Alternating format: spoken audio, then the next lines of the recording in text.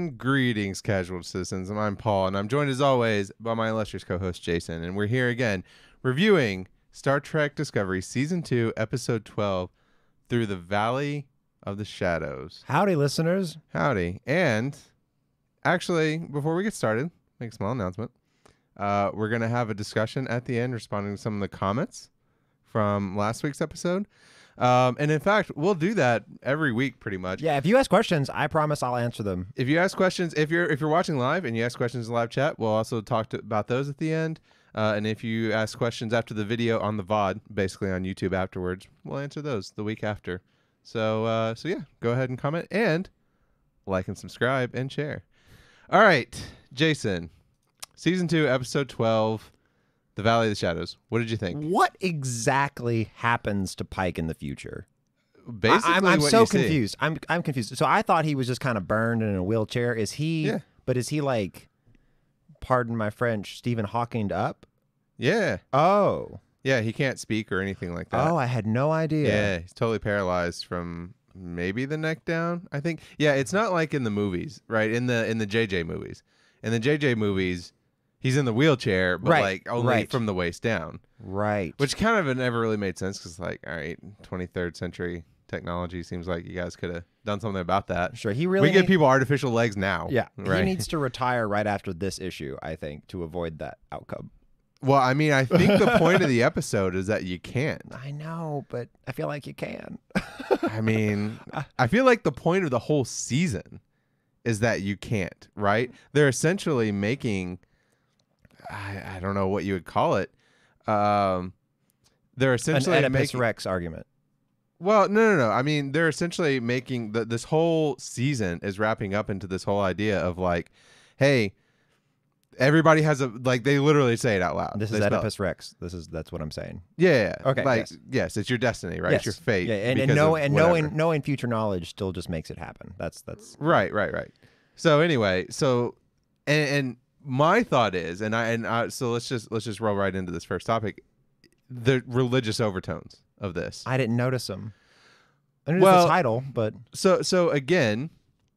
Yes, there's the title, right? Through the Valley of the Shadows, which of course refers to the biblical verse as I walk through the Valley of the Shadow of Death and all that, right?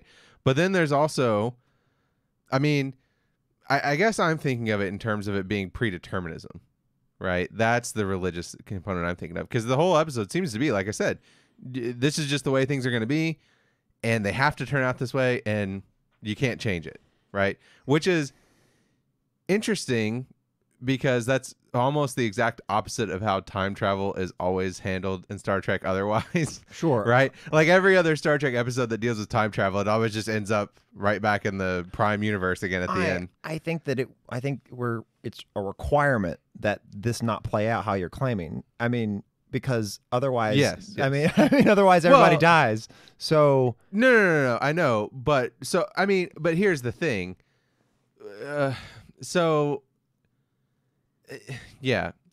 The question is, though, is that actually what the predetermined outcome is?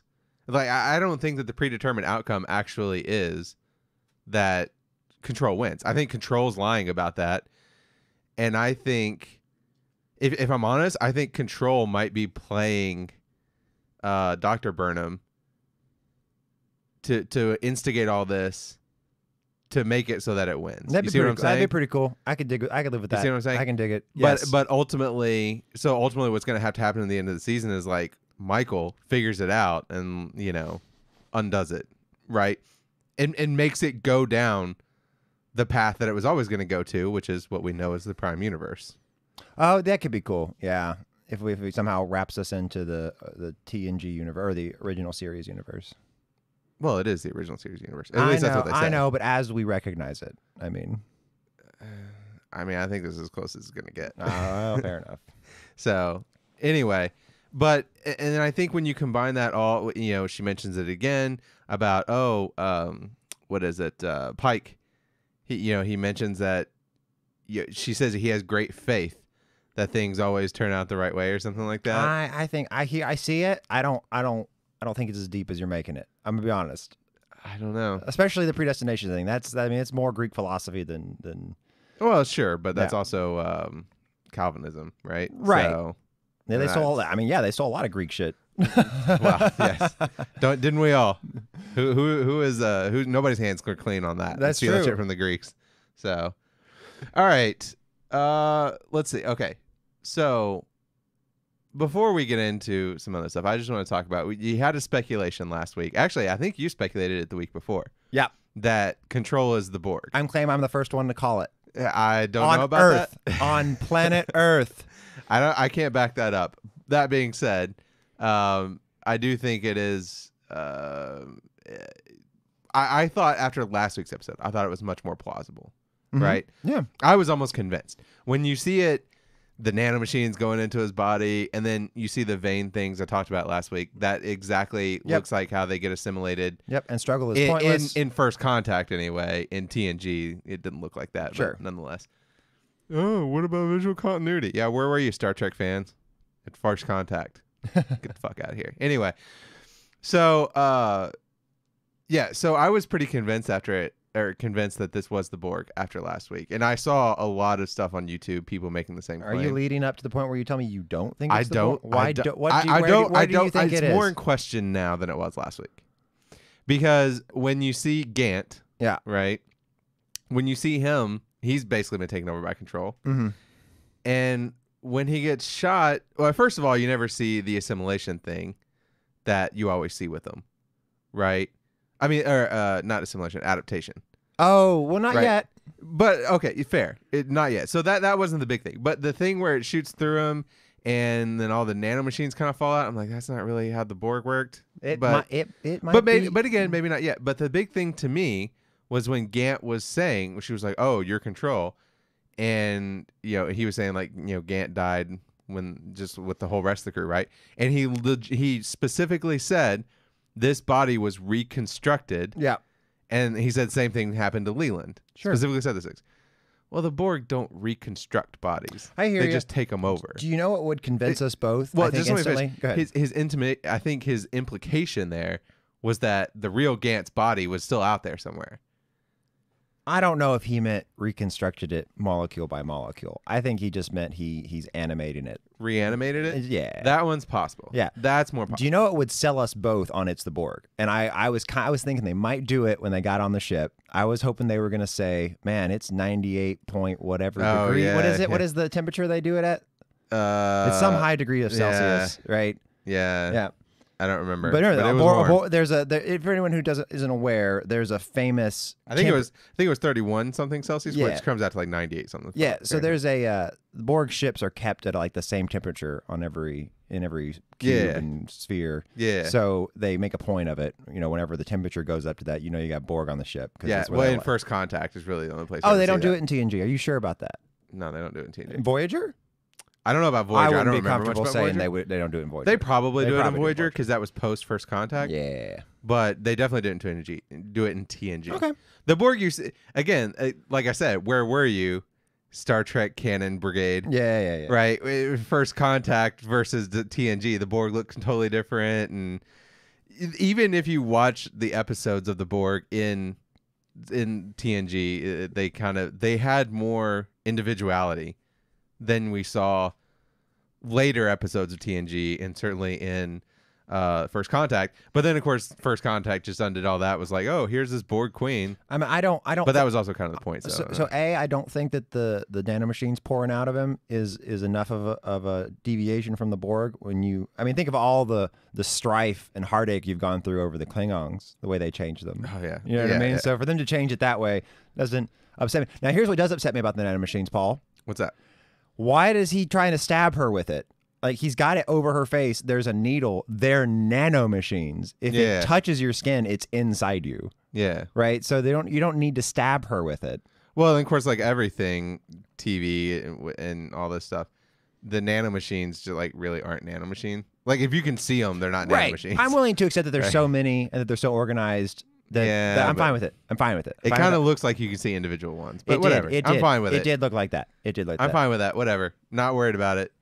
Yeah, I'm not shutting the door on the Borg thing. I'm just saying the fact that he said reconstructed the body, it gives me pause. But ultimately, and I'm kind of on two minds of it. On the one hand, I would love for it to be the Borg because, like, oh, how cool would that be? We see the origins of the Borg and all that stuff, and it turns out it's this thing that wraps into the whole of Starfleet history. Yeah, that would be cool. On the other hand, you're crisscrossing yourself with the universes and the timeline so much already. It's one of those things like I just don't do another one, right? Like because you just run such a risk of pissing people off or not doing it right and breaking continuity, and then we got to have a whole extended universe nonsense on our hands again. You know what I'm saying? So there's a part of me that's like, don't do it, but then there's other part that's like, it is a pretty cool idea, and I do think they can handle it better than they did the Borg, the Klingons.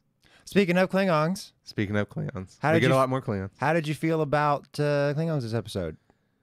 I liked the albino one, the kid that is. Well, he's not albino. That's the thing. Voke was albino, super albino. I guess. With white hair. Well, because Voke was albino. Yeah, so he was albino, and the baby was albino. But that's so not how albinism works. It is. It's Klingons. Okay. It's a recessive gene. It's not like you get half and half. Tell me how pink blood works. I'm kidding. Purple. Purple. They have purple blood. In any event, yeah, I really I thought he looked the most Klingon of any Klingon we've seen. Yeah, and interesting because obviously he's half human, right? No, he's not half human. He is half human. No, he's not half human. No, he's full Voke's genetics, right? It's not even clear that it came from him and her and Tyler having sex. It's just explicitly stated that it's Voke's. I know they specifically say in this because I made a note about it. They specifically say it's Voke's. It's Voke's. It's not half human. But he looks half human. No, he just looks albino. But no, to me he looks half human. The reason he looks so much more, at least from a construction standpoint, let's say, anatomical standpoint, so much more Klingon is because he doesn't have like the weird neck ridges that we never see again in Star Trek, right? His hands look more normal. To me, that's because they look more human. Because the Klingons that we know, I mean, first of all, the Klingons in TOS were just human. Yeah. Right? But they were the smooth heads because of the whole thing that happened, right? But on the other hand, what we see in the Next Generation, obviously they have the ridges and all that stuff, but the hands are still human. Their bodies are pretty much still look human. Yeah, I don't know that we'll be able to solve this between just in the comments. Someone tell us what you think. Yeah. Yeah. Everybody tell us what you think. Do you think that he's just like the genetic offspring of Voke as a Klingon and L'Rell, or do you think Tyler's genetics are in him? I don't think Tyler's genetics are in him. I could be wrong. You know, I feel like they've said this. So somebody in the comments, let me know. And if you're watching live, let me know, and we'll get to it at the end of the episode. But I think they mentioned in the episode earlier this season when we first find out about the kid, they mentioned whether or not he was conceived before the conversion from Voke to Ash. Yep. They may have mentioned it there, and I've just totally forgotten because that was like 2 months ago. It was ages ago. So anyway, if they actually did clarify that, like I said, let us know. Are you feeling better about them yet? In some ways, yes. I mean, the D7 looked great. I thought so too. I was like, I bet Paul's gonna like this D7. The D7 looked great. Yeah. Big fan. In case someone doesn't know what we're talking about, the D7 is the Klingon cruiser that was adjacent to the Discovery. Right. Okay, yeah. So Mark in the chat says I think he's fully Klingon. I think you might be right. I just noticed that he doesn't look the same kind of Klingon as most of the others. He doesn't seem to have all the stuff on the neck and the hands that we never see in TNG Klingons, but whatever. So on the one hand, yeah, the D7 looks great. Trek Yards, I'm sure, will pick it apart and talk about all the stuff, which is great. I love Trek Yards. Go subscribe to them. They do great content. And I'm sure they'll break down the ship and it'll be awesome, and I'll be enraptured for the entire 30 minutes they do it. But I'm sure they'll break it down and be like, oh, there's too many lights and stuff like that, all that stuff. But to me, whatever. It's fine. It looks close enough. I can deal with it. In terms of the Klingons overall, I don't understand why so many of them are blue. They do look a bit blue. I just don't get it. Like, I think it's just the lighting. You don't think it's just the lighting? No. Because, so we do see one Klingon in this episode. When he gets to this monastery right on Bereth, we see, obviously, the main guy, which I didn't capture his name because it's Tanila or something like that. Mm-hmm. We didn't have the subtitles turned on, so I didn't capture it. But anyway, their son's name. He has a name. So we see him, and then we see those two others, and there's a woman and then another guy, right, when he first walks in. And the guy is also, the other guy, Cleon, is also blue. But then the female Cleon, she is the typical, dark skin that we're used to. Like we're used to seeing with Cleons. So on the one hand, it's like, it's kind of like a Romulus Remus kind of thing where it's like they're part of the Romulan Empire. There's been speculation that, hey, the Cleon Empire is pretty big. And just like there's multiple genetic races inside the Federation, there are multiple similar cousin genetic races in the Cleon Empire. I could buy that. You know what I think? But just like, why did we never see him again? I think you're hung up on Klingon skin color. I think you're a Klingon racist. I am a Klingon racist. It is true. That is a thing that is known about me. I also think, by the way, love Laurel. Glad she came back. So that was awesome. I still think, I don't know what it is about women on this series, but I like them more the more time I spend with them. Like, I didn't like Laurel. I hated Laurel. I hated Giorgio. Well, I feel like just the writing is better in season 2. Maybe that is it. Maybe that is it. People complained a lot about Burnham in season 1, how she was kind of one-dimensional and stuff like that. I didn't think it was that bad, but I do think there is a noticeable improvement in season 2. For sure. Yeah, that's a good point. Laurel, somewhat the same way. On the other hand, I'll get to this in a second. Where the fuck is Tilly? Yeah, right? Where is Tilly? Because we're just not seeing her anymore. But hey, let me circle back to that. Yeah. On Laurel, I'm glad to see her back. But man, they got to get that whatever those dentures or whatever in her mouth that are making her the whole time. No, because it's so hard to understand what she's saying. I've just gotten to know her with them. I'm fine with them. It doesn't bother me, but it doesn't bother me the worst. But it's just kind of like, it's so weird. But King Crypto in the chat says CBS All Access is not working for me. Just checking to see if anyone else had that problem. Yeah, it worked for us, but it went up like 10 minutes late. Yeah, it was late for us, so we didn't see it. Definitely late, so I don't know what's going on with CBS All Access today. And we ended up having to cast it because it wouldn't work on my Android TV for some reason. So yeah, I don't think it's just you, but it eventually worked for us. It's just 10 minutes late, so maybe check again. Yeah. Anyway, that's my thoughts on Laurel. Do you have any else thoughts about the Cleons on Laurel? I know it doesn't bother you as much as no. I like the D7. I thought it was cool. Yeah. Yeah. Okay. Anyway, I just had that thing. Where the fuck is Tilly? I gotta get that way. Sure. Because I don't mind. I mean, why are we not seeing her? In 5 episodes? Yeah, we're talking to the people who make Star Trek right now. I know you're listening. Bring back Tilly. Bring her back. Next episode, it'll be great. You think? God, Alex Kurtzman. Watching? I hope that. Yes, I do. Of course he is. I imagine Alex Kurtzman and Sir Patrick Stewart. All the coolest people watch us. This. All of them. Oh, do they? All of them. Do they? Every member of the House of Lords of Parliament. You think we'd have more subs? So I hope Tilly. But wouldn't it be great if Tilly becomes the Borg Queen? We know she doesn't. No, I know they're that weird. They're that weird. They're that weird species. I know. I know. It'd be so funny. Don't make that happen.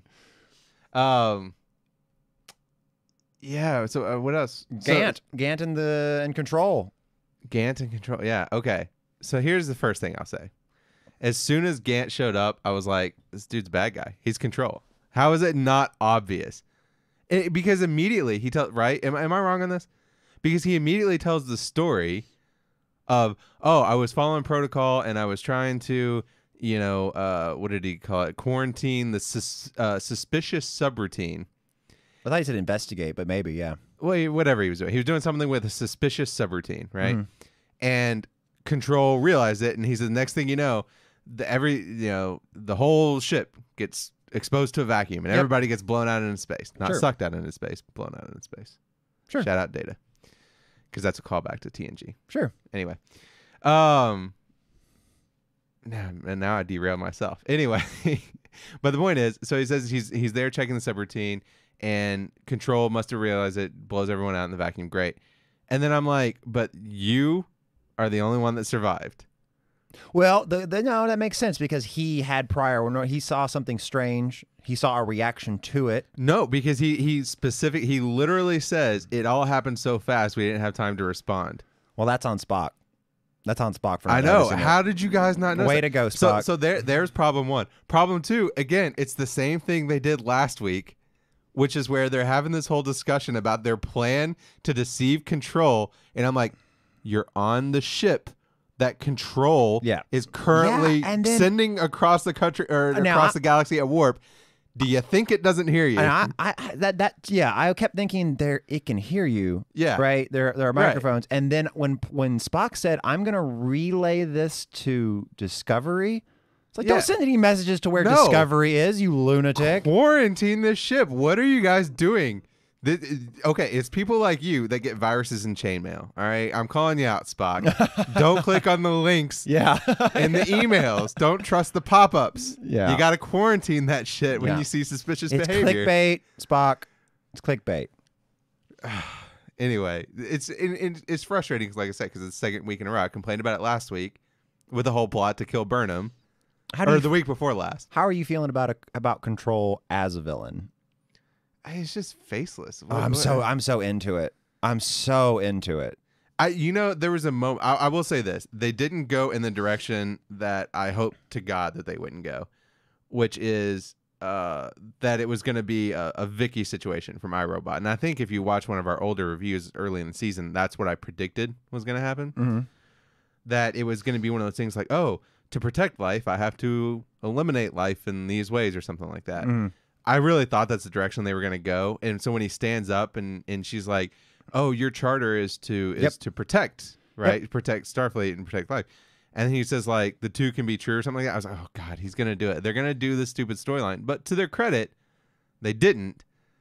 But to their not credit, he said something very much like he's evolving towards a state of perfection. Is right. that what he said? Exactly. Is that what he said? It's a Borg quote, boys. But at the same Borg time, quote. it is a very comic book villain way to go, which has always been kind of true of the Borg, which is why they made the Borg Queen to humanize a little bit. But that's always been the issue with the Borg, is it's kind of comic book villain in the sense of like, he's like, no.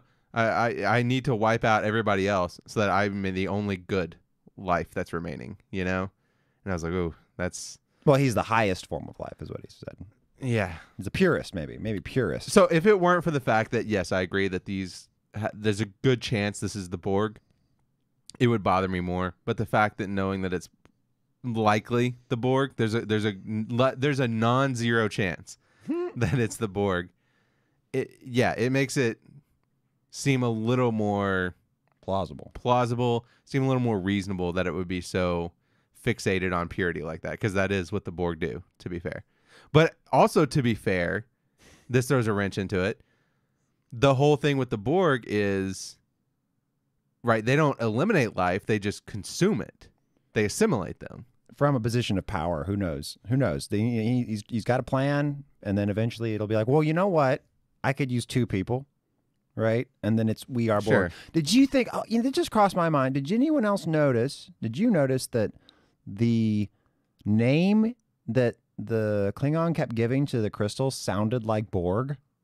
Yeah, I noticed that. It's like the Borg Ka. Yeah. Or something. It's like, ooh, what if he gets a time crystal? It's like, ooh, we are Borg Ka. And then it's like a mistranslation or something like that. It's like aluminum and aluminium. Like somebody drops letters, and the next thing you know, it's the Borg. All this time, you thought it was actually short for cyborg. Nope, it comes from Klingon. So actually, let's get into this, because this is kind of a fusion topic, if you will, because we talked about the Klingons earlier. Let's talk about these time crystals. Once again, I maintain time crystals, stupid name, right? Like, I don't need it. You guys could have come up with a better name. Hashtag beryllium sphere in Star Trek. Why are you so unhappy? I love all these things. I love the time crystals. They're fine. It's time crystal. But and then it's just such generic sci-fi name, and then you see them, and they're just such generic sci-fi crystal. It's just like a literal crystal. What would you have had, Paul? I would have had a beryllium sphere. Hashtag beryllium sphere. Get it in Star Trek Discovery. You know what? Something I noticed about Saru. What's that? Is that I wasn't done with that topic, but we can come back. Sorry, I do that. So Saru, whenever he was like giving her permission to burn him,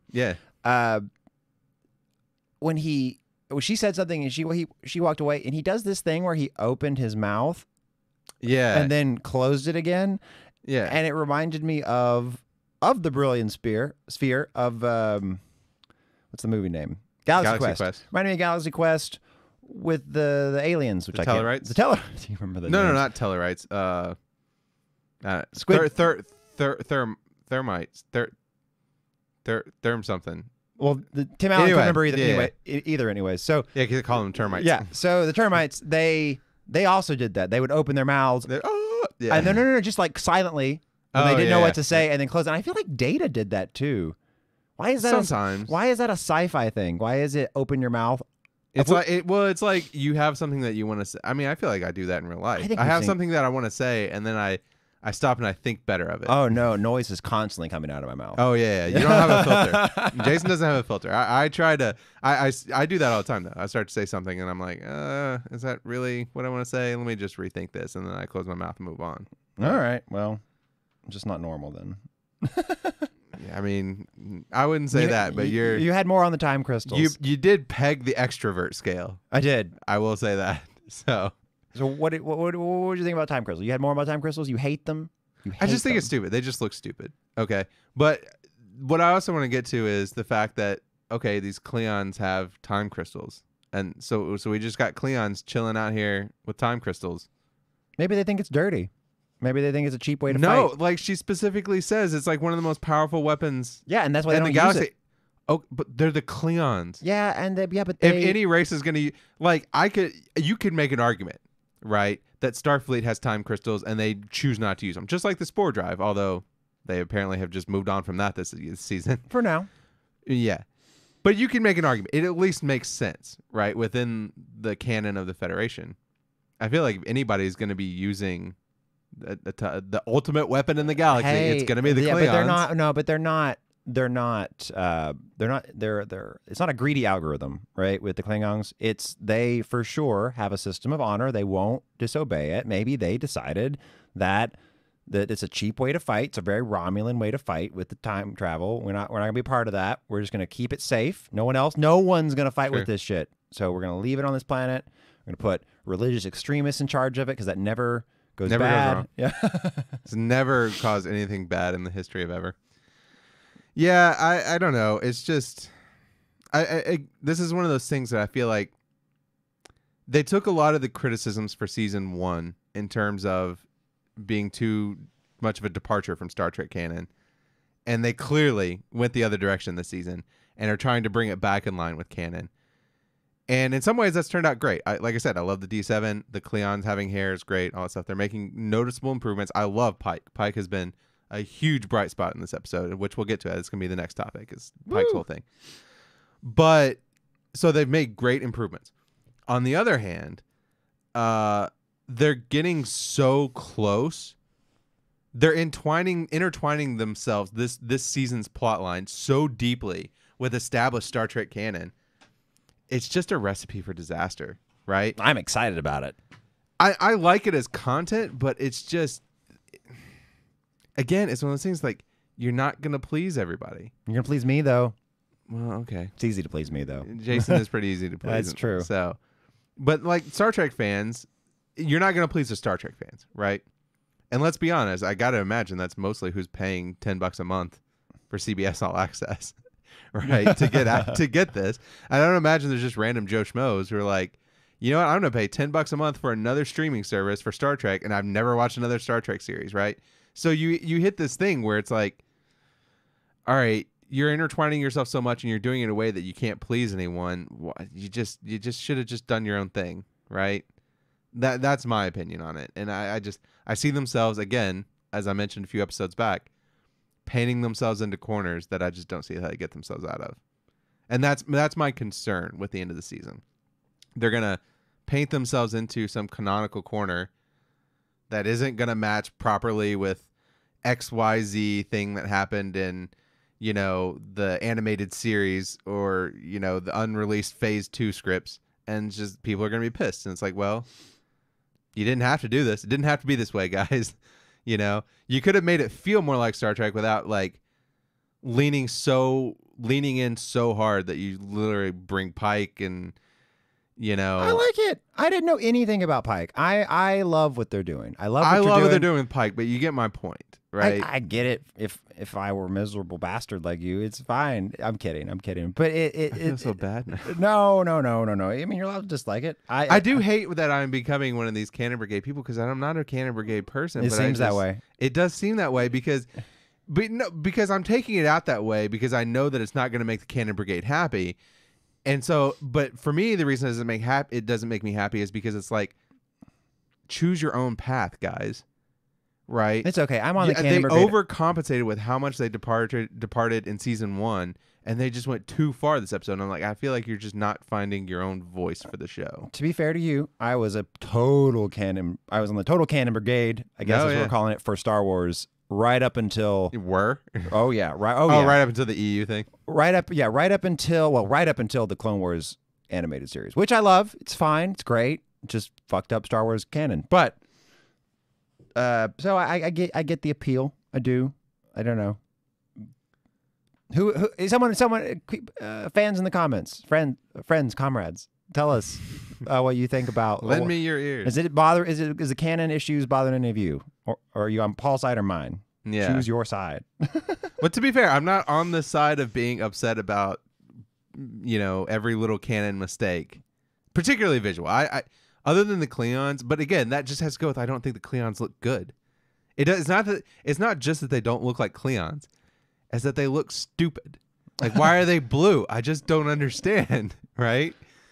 That's the thing, and I just don't like the way they talk. It's kind of annoying, but I find myself going more and more towards just because I'm frustrated that I just feel like they overcompensate too much. So I'll just leave it there because I'm repeating myself. That's just. So you said you had something else about Spock?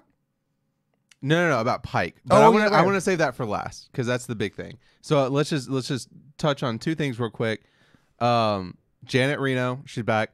They severely. You said Janet Reno. Yeah, I did. Jet Reno. Jet Reno. Jet Reno's back. Man, you're not the only politics one. on the mind. Sure. Anyway, yeah, we get Jet Reno back, which is great. She was Tig Notaro severely underutilized this whole season because she's great.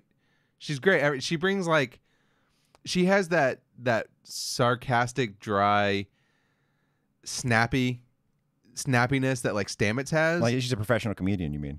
Yeah. No, I know. But I'm just talking from a character perspective, not just her ability to do it. Sure. But not just but from a character perspective, she brings that snappiness and that wit that Stamets has. But with Reno, for some reason, it feels like with Stamets, it feels more malicious sometimes. Yeah. And they've undid it. He doesn't do that as much in late season 1 and in season 2.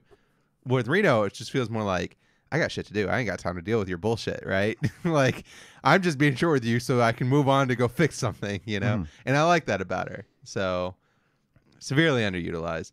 But they had that scene with her and Hugh, and then we find out that she had a wife, and her wife died in. Oh, Paul, what was that about? War? What did she mean when she said people like us find each other? Did she mean that people who? No, people like us always find people like that. So she was talking about their personality types. I think so. Not that lesbians find other lesbians. Well, I kind of took it that way when she said it. Like, we always find each other. I was like, well, yeah. I hope so. Right? Otherwise, it's kind of a drag, right? But no. I think she was trying to relate with Hugh. Like, Hugh found Stamets because remember they was preceded by them doing that whole thing of talking about the wedding plans and all that stuff, right? And how it was they were going through the same experiences, right? Where their partner was basically structuring everything and laying everything out, And I think her thing was basically people with our type of personality just tend to end up with people like their type of personality, right? Sure. And, but I think she gave him perspective, which is hey, I lost my partner, so clearly we're meant, again, to loop back to apparently the theme of the season, fate, right? I think her point was to be hey, I was meant to meet my partner. You were meant to meet yours. Don't give up the opportunity now that you've gotten him back, right? Mm-hmm. So that was a nice moment. I like that. Yeah. And I just wish we saw more of Jet. Yeah, I could do less of Hugh. He doesn't do anything for me. I understand that he's there for Stamets' plot development, but I don't care. There's so much. I'd rather watch Ash Tyler, and that's saying something. I wouldn't. No, there's just so much going on this season. He didn't irritate me at all this time. Uh-huh. He barely was it because you couldn't see his chin? Well, he barely said a word, to be fair. So I missed a snap in the last episode though, where he's with Giorgio. He was like, "Say please." Oh yeah, that so was good. pretty cool. So good. I was hoping that would be his new character archetype, but I don't know. Nope. It just kind of went away after one episode. Maybe it'll come back. To Hashtag- be fair, he was dealing with some shit this episode. Hashtag bring back Vogue. Oh, no, thank you. I just couldn't deal with him talking like that all the time. That's true. So that's the big problem. Yeah, I don't think I had anything else, and except for Pike. Yep. All right, so let's just get to Pike. Pike me. So the big thing, obviously, the big aha moment or gotcha moment or whatever the episode was Pike touching the time crystal, which helps him see his future, and he sees what happens on the ship that causes him to have an accident, and then he sees himself in the wheelchair, Mm-hmm. and The body chair. The body body wheelchair. chair. I don't know And what with it the is. burned What would you call face. that? with the burned face. Yeah, I mean, because it's it goes on its The own, it life levitates or support something like that. system. Yeah, I mean, I think that's the point. I Yeah. think in TOS it was like a full. It also went up to his chest and it was like a full life support. It's the SDV. The sad Darth Vader. Mm. Sadder Darth Vader. He'd be much more badass if he had a helmet. I'll be honest. So, And then the James Earl Jones voice. Is I really don't know what's why you're gonna cover his entire body, so that you don't have to see all the insides, and then Yeah. you're gonna leave that mug. That's not nice. It's No. not like he can control If it. I'm in that It position, wasn't that bad. Paul. If I'm ever in that position, it's that bad. If I'm ever in that position, well, I don't know why his face was melting. If I'm ever in that position, you put two Phantom of the Opera masks on me. Jason, What? I don't know. I feel. He can't even talk. It's not like you're losing expression. It's just like that's all there is. That's the only thing about Okay, Pike but- you can see. Yeah, but it wasn't that bad. Okay. He can't help it. Well, his face did melt, like in like while he was talking. Remember, like his face was falling off. Yeah, I think that was like the hallucination part of it. That's not real. Oh, If you see how he looked in I guess in that's TOS, obvious it's now not how that you it say looked. it. But Yeah. sorry. No, his face wasn't really melting. And also, I don't think his face was that badly burned in TOS. Ah, In fact, even in this episode, I feel like the scene where we see him get burned, get the burn on his face, mhm. it's basically just on like one side. Right, and that's what I thought. I And then, remember when from- he sees him, and it's like it's his whole face. But in TOS, it was mainly one half of his face. and that's what I saw in a picture from the TOS too. Yeah. So yeah, no, So I don't buy know why that. they made that decision. That was weird. Yeah. But anyway, there again, the Cannon Brigade will have issues with. I don't know what ship that was. That's a weird thing. If it was Oh. supposed to be the Enterprise, because it kind of looked like main engineering of TOS, but like a reimagined version of it. Maybe they had saucer separated, and he was in the second command center. You're welcome. You're welcome. No. That was very clearly an engineering. No, sure. Because you see, but I don't think so. It looked like it was a different kind of ship because it looked like it had the same kind of whatever they have it in the engineering bay on Discovery man, too. I just It's like, I don't know if realized- it's the warp core or what. I just but realized. Do you remember how excited you got in TNG when they would saucer separate? twice, It's only twice. Yeah. In the movie, and they did it once in the movie. Yeah. that was so. It was so exciting when they did it. I wish. But I know they did it twice for sure. I can't think of another time. I want them to do it in Discovery. I want them to saucer separate. I don't think the Discovery does. Who knows? They could. Well, actually, I'm pretty sure it does. You can grab the model there and you can see because I have the Discovery model sitting on the shelf over here, but you can see it. It has like the neck part goes up over the outer part of the saucer and connect because that ball yeah. is connected directly to the neck. Ah, So sure. yeah, so it doesn't separate, but unless it separates and the neck stays with a saucer, but that would be weird. I don't think that happens. But anyway, yeah, I think with Pike, it's what I loved about it was the way it was like, hey, he's making this very conscious decision, right? Like he sees his future, and of course we know that is what ends up happening to him, and he's like, no, I'm taking that to do the right thing here.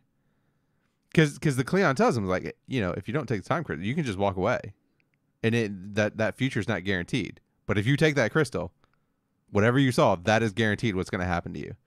That's like I kind of like that. I did too. I love the development that gave to Pike, and I think they've done great things with Pike the whole time. Visually, like I said, I don't know what ship that was. People will break it apart and try to figure it out. I don't know what it was. That didn't bother me, or that didn't bother me. It didn't really affect me either way. It just looked like a generic engineering kind of thing, Discovery style engineering. In terms of their uniforms, Mhm. And this is a reason I'm pretty sure it's not it's not the Enterprise, because those were very much the motion picture style uniforms, which of course takes place after TOS, Right. and Kirk's already captain by then. Hold on a second.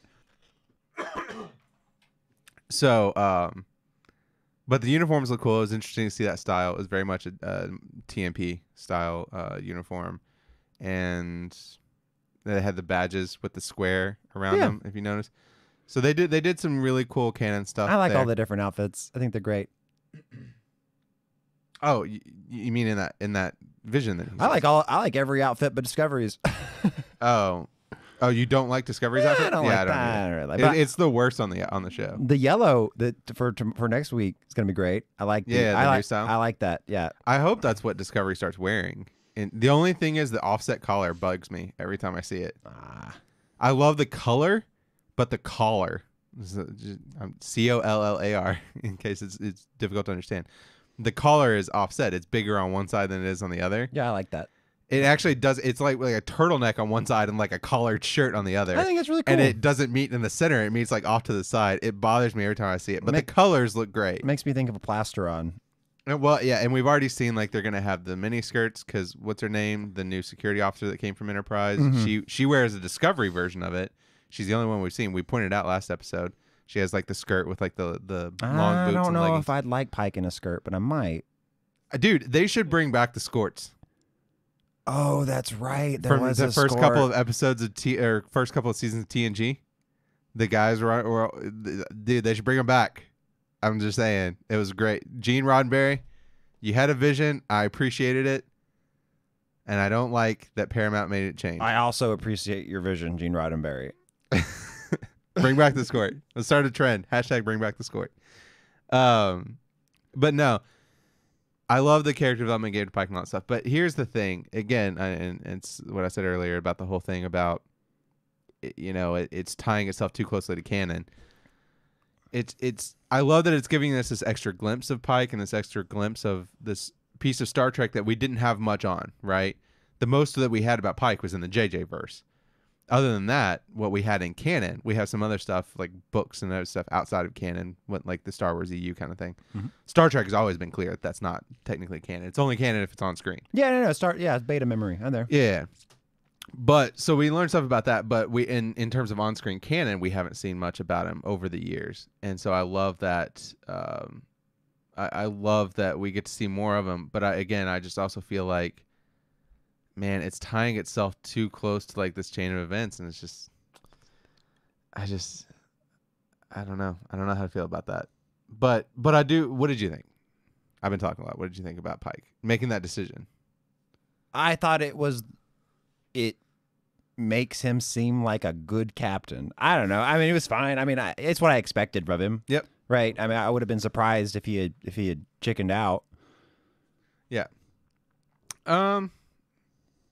Yeah, I don't know. Anything else? Any major thoughts you got? Definitely recommend. Huge fan of the Definitely episode. Oh, I'm also just quick. Saru, he's definitely getting more aggressive. The whole thing, he approved Burnham. I didn't see that. Well, but did you notice the facial expressions he was making at the end when they were talking about destroying the ship? Mm-mm. He kept making this facial expression like, "Nah, brah, not letting that happen." Nah, like, that's weird. I don't know. Go back and watch it. I don't think they're subtle enough for it. But then again, I mean, just think about how they shoehorned. No, what's her name he in. literally does. He does like a head tilt, and he looks down. He's like, "That's a dumb plan." Maybe He does it like maybe. multiple times. Maybe I think you're seeing a mirage. You've brought this up before. I'm telling you, they focus on it multiple times. I hear you. No, hey, history may prove you right. I could see this. History will prove me right. I can see this going your way. I Yep. think it's a red herring. I think he's going to be a little more. Well, because obviously we know they don't blow up Discovery. So at this point, I think they're just tipping their hand. Like Saru's going to be the one to stop it. And we've already saw the scenes from next that'd be cool. episode. That'd be cool. We get to see the Enterprise. We get to see a big fight. And all this stuff. And he tastes Discovery's not good. blowing up. He tastes good. We know that. Well, we the know Falcons that do taste good. We know that to be true. Do we? Yeah. I mean, Giorgio we know that Giorgio says Giorgio it tastes seems like she's a lady with good taste, with a refined taste. good. A royal palate, if you will. Anyway, yeah, no, for me, totally recommend. I mean, again, we're at the point in the season. There's only a few episodes left. You kind of have to see this if you're going to follow the story arc. I have my complaints about it. Again, like I said, a couple episodes, the core premise of like, hey, Control can hear you and your big master plan here. I don't know how all of you don't understand that this isn't going to work. That still continues to bother me. And it's just writing voids like that bother me. I keep beating the drum. I think they're painting themselves into corners with canon. But if I ignore all of that, was an entertaining episode. Yes. I like Lorel back. I like Burnham. We got good scenes with her and Spock. We got good scenes with her and Amanda. We got a little bit of development. I also want to give a shout out to we got that one scene with oh no, okay, sorry. That picture I was up now. Their kid totally does have the neck stuff. I was totally wrong. And the hand stuff. Yeah, I think you're right. He's totally Klingon. Never mind. Sure. Changed my mind on that. Anyway, we got that one scene where they're all eating at the mess hall. Yeah. And they're playing that game. That's great. I want to see more of that. I want to see the crew become more of the show. I don't want it to be the Michael Burnham. And I want to see more show. grandiose monologues from Control. I hope that's what will make this season for me. I want a crazy, evil, megamaniacal, grandiose monologue from the AI. That would be so cool. I'm for it. And then it slowly becomes more and more Borg-like as he does it. Yeah. That's how I want it to happen, right? Yeah, and they shoot him through time to the Beta Quadrant or Delta Quadrant or wherever, and then and that's how it happens. That's what I want. That's what I'm hoping for. Yeah, that would be cool. All right, so anyway, totally recommend. Watch it, and again, watch for our review next week at approximately 9:15. We set the live. We're gonna do housekeeping now, but just remember, we'll answer some questions from last week. Yeah. And if you're still in chat, you're watching, go ahead and leave some comments, and we'll have a little chat about it. But yeah. So anyway, follow us on our social media: twitter.com/casualnotion, instagram.com/casualnotion, facebook.com/casualnotion, and go ahead and like, comment, subscribe, share if you like it. We like talking to you guys, and so more comments are always good. And yeah, I guess follow us on Twitch if you want, twitch.tv/casualnotion. We do some gameplay stuff there if you're interested in that. We've been talking about playing like some Star Trek Online or something, or some Armada 3, Star Trek Armada 3. We got to find the time. Just not having the time. I really wanted to do it on Saturdays. I know. Hey, but the more of you that subscribe, the more time we will put into this. That's right. I promise. That's right. If we haven't already started by then, when we hit 100 subscribers, we will start streaming some Star Trek Armada 3. Oh, yeah. Star I'm Trek down Online. with that. At 100 for sure. At 100 for sure. Yeah. If we haven't already started by then. I can commit to that. If we get 100 yes, for sure. Yeah. We'll have some fun. All right. So I think that covers it for this review. And now we're going to address some comments that we got on our last video. And again, if you're still in chat, go ahead and yeah, I'm not going to address comments. I'll answer questions. I think questions are constructive. We got like 18 questions. Okay. Right? So I'm going to answer like 2. Right? We got 9 from Assembly and 9 from C Indust. Sure. Right? I appreciate the hustle. Yeah, shut up. I don't know if I can answer all of them. All right. If you they had some in-depth questions. They did. So from C Indust, he asks, How did Leland get half undressed and put into the thing he was tied to? Yeah. That's a good question. That's a very good question. That's a solid question. Because before Leland, it didn't have a physical form, right? So that's right. How did it get him into that chair? I like to think, we gave that little speech about how the chain of command is unbroken and unseen or whatever. Unquestioned, unbroken, and unseen. Yep.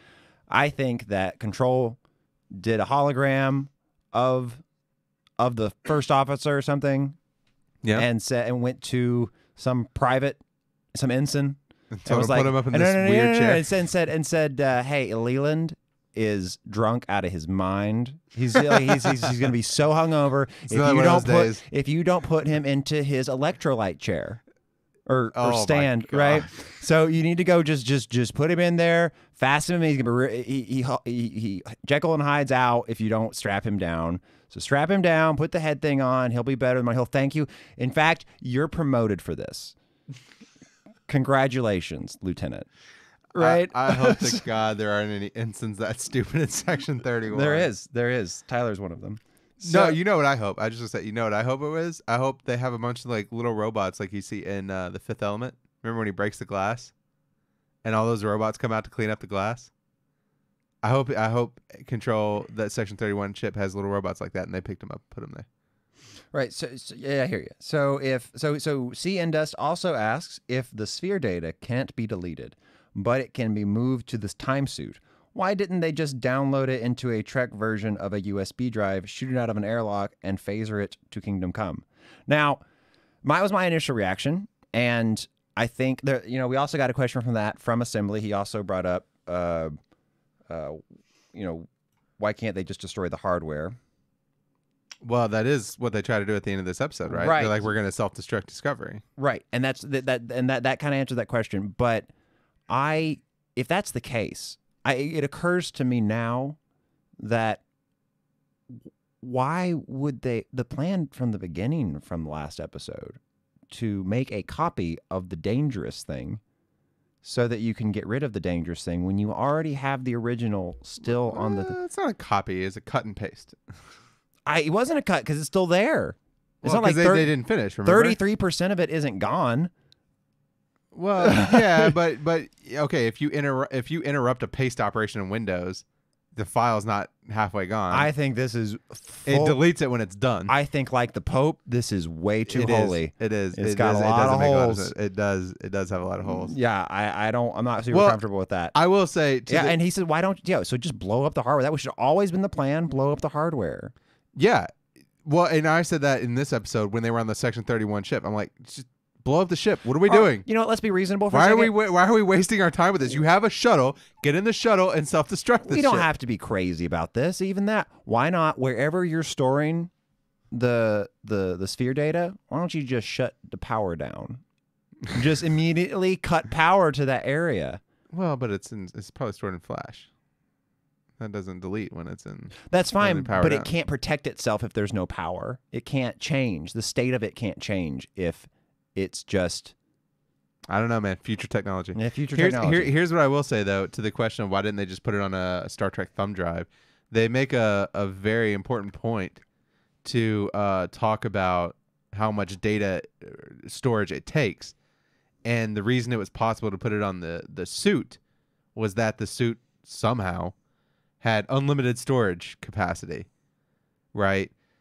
So the idea is, I don't know, apparently Discovery's ship had enough data storage capacity to hold all the data. The suit had enough because it had somehow infinite capacity. But it's like, their flash drive didn't have as much storage as that, right? You can't buy a flash drive that has as much storage as like Amazon cloud servers. You know what I'm saying? Yeah. So that you could just say like, oh, they don't have a flash drive big enough. But again, okay, download it onto another ship and blow up the ship, right? Like, it's not a difficult concept here, guys. Oh, I know I didn't say comments, but I will comment on it. It's written in the form of a question, which I will accept, which is like Jeopardy. From C and Dust. If Control's AI's goal is killing life, why can't it kill Ash Tyler? I completely agree with you. I couldn't agree with you more. Why doesn't it kill Ash Tyler? Literally every person that meets him, I ask that question of them. Why don't they kill Ash Tyler? But I don't know. He's just he's got plot armor, man. That's what I got for you. I don't know why you guys hate Ash so much. God, he isn't awful if he didn't love Burnham. It's dumb. I don't understand it. Well, it's a plot device. Yeah, but for what? I don't get it. I like it better. You know what would be? I'm going to change your mind. I'm going to get you on my side. You ready? What if Ash Tyler actually loved L'Rell? I know. That would be super cool. It would make him 100% exactly better. Yeah, it would make him 100% better. You don't understand the Klingons. They're not murderous monsters. They just have an honor, blah, blah, blah. I thought that's where they were going to go with this season. I know. I thought it was going to be like he was going to be a liaison between... Oh, do you remember that metal fight? That fight was so metal in the Klingon fight. Right, and I thought he was going to have something to do with like the smooth heads and all that stuff, and then they just totally went away from that. I was like, I don't know. But you're right. I don't hate Ash, but it would be 100% better if he was in love with L'Rell. I do not dispute that for 1 second. But otherwise, don't hate on Ash. Hashtag I love Ash. How many people do you think would think that was about Pokemon? Oh, that's all I got for today. That's all you got? Yeah. All right. Well, if no one has any comments in the chat, which it looks like they don't, then I guess that's going to be it for us. We went for a good minute today, but that's okay. It's because we love you. I enjoyed our time together. I always enjoy our time together. We're bros. Oh, I was actually talking to the viewers. I wasn't talking to you. Oh. I don't enjoy our time. Well, I together. love you. I love the viewers. I love Star Trek. I'm an optimistic, upbeat guy. Yeah. I'm not, but that's okay. That's why I'm working on him. That's why I'm healing him. No, we're the we're the yin and the yang. We are the yin and the yang. We're the I don't know, something sweet and spicy or something. I don't know. Who's the sweet and who's the spicy? I guess I'm the spicy. I'm the sweet for sure. But you like spicy food more I do than like spicy. Well, I like everything. But that's why you like I'm it. sweet on spicy food. Nailed it. All right. Until next time, keep it casual, everyone. Bye. Bye.